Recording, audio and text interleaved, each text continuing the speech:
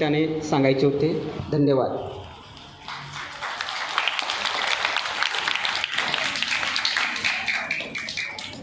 मी गुणवंत विद्यार्थ्यांचा सत्कार पैसे नाही आणि तुझे पप्पा तर आतमध्ये आहे. त्यावेळी त्या मुलाच्या तोंडून हे शब्द आले की माझा बाप बाहेर असता तर मला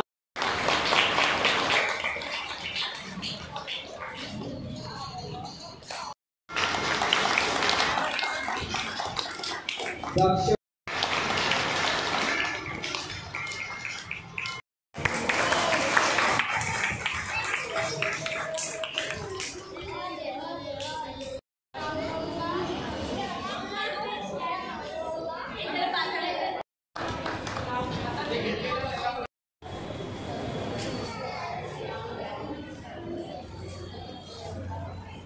रुपये होती, आता 2250 रुपये एका मुलाला बालसमूहाचा लाभ मिळतोय. परंतु त्याचे कागदपत्र आम्ही सर्वांना समजून साधतो. त्यांचे कागदपत्र पूर्तता करून माननीय अधीक्षक यांच्या स्वाक्षरीने आपण संबंधित विभागाला पाठवतोय, जेणेकरून त्या बंदींच्या पाल्यांना जे इथं गोड बसलेले आहेत त्यांना ती योजना मिळावं, त्यांचे पैसे त्यांना मिळावं. परंतु शासनांच्या वेगवेगळ्या अडचणीमुळे अनुदान वेळेत मिळत नाही आणि वेळेत अनुदान न मिळाल्यामुळे त्यांना पुन्हा अडचणी भेडसावू नये म्हणून हा शैक्षणिक साहित्याचा उपक्रम आम्ही राबवण्याचा प्रयत्न करतोय. मी ते तुम्हाला कुठलंही भाषण देणार नाही कारण आमचा कार्यक्रमच तसा आहे. आताच आपण बघितलंय की कठीण परिस्थितीत असलेल्या परिस्थितीवर मात करून आताच आपण 10वीच्या विद्यार्थ्यांचं सत्कार हे केला. उत्तम गुणांनी त्यांनी आपलं परीक्षा पास केलेली आहे आणि ह्या मुलांना भविष्यामध्ये आणखी चांगली संधी प्राप्त होऊन त्यांच्या मनातल्या ज्या इच्छा आहे किंवा त्यांना मोठं झाल्यावर जे बनायचं आहे किंवा ज्या क्षेत्रामध्ये कार्य करायचं आहे त्या सगळ्या संधी त्यांना उपलब्ध हो.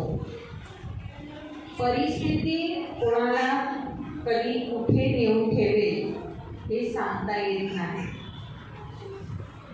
आपल्या छोट्या छोट्या चुकांसाठी कधी कधी आपल्याला फार मोठी शिक्षा होते.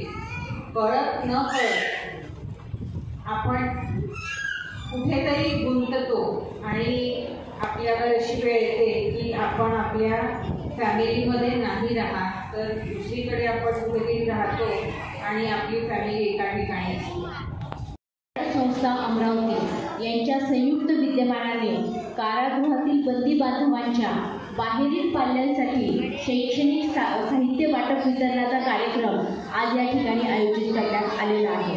आणि आज या कार्यक्रमासाठी उपस्थित मंचावरील सर्व मान्यवर आणि या ठिकाणी उपस्थित बंदी पाल्य, त्यांचे कुटुंबीय आणि सर्व जमलेले पत्रकार मंडळी, की कारागृहामध्ये जरी बंदी असला आणि त्याचं पाल्य जरी समाजामध्ये असलं तरी ती एक कारागृह अधिकारी या नात्यानं कारागृहाची भूमिका या ठिकाणी मला विशद करायची वाटते. की कारागृहाचं ब्रीदवाक्य आहे सुधारणा आणि पुनर्वसन. त्यामुळे कारागृहातील आलेल्या बंद्यांमध्ये सुधारणा करणं आणि त्याचं पुनर्वसन करणं ही कारागृह अधिकाऱ्याची तर जबाबदारी आहे. परंतु या ठिकाणी मला नमूद करावंसं वाटतं की आत्ताच जो 2024 मध्ये prison and correctional service act 2024 हा कायदा विधिमंडळाने संमत केलेला आहे आणि त्या कायद्यामध्ये आफ्टर केअर सर्व्हिस म्हणजे कारागृहातून बंदी सुटल्यानंतर सुद्धा त्याची काळजी घ्यायची आहे आणि बाहेरील त्याचे जे कुटुंबीय आहेत त्यांची सुद्धा काळजी घेण्याची जबाबदारी आता या नवीन कायद्यानुसार कारागृह अधिकारी कर्मचारी यांच्यावर आलेली आहे. आणि ही काळजी घेत असताना आणि ही जबाबदारी पार पाडत असताना कारागृहाच्या अधिकारी कर्मचारी यांना ह्या ज्या NGO आहेत, ज्या समाजामध्ये कार्य करणाऱ्या ज्या सामाजिक संस्था आहेत त्या सामाजिक संस्थांची अत्यंत मोलाची या ठिकाणी भूमिका असते.